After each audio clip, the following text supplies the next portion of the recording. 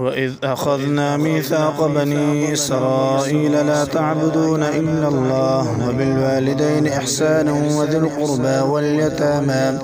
وذي القربى واليتامى والمساكين وقولوا للناس حسنا وأقيموا الصلاة وآتوا الزكاة ثم توليتم إلا قليلا منكم وأنتم معرضون.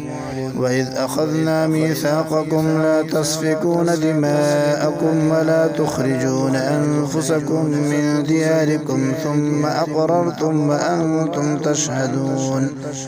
ثم أنتم هؤلاء تقتلون أنفسكم وتخرجون فريقا منكم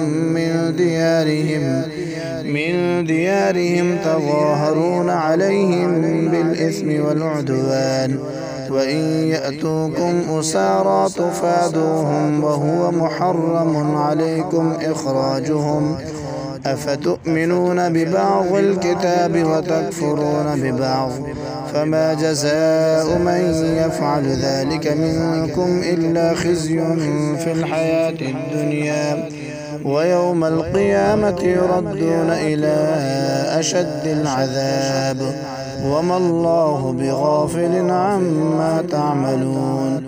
أولئك الذين اشتروا الحياة الدنيا بالآخرة فلا يخفف عنهم العذاب ولا هم ينصرون.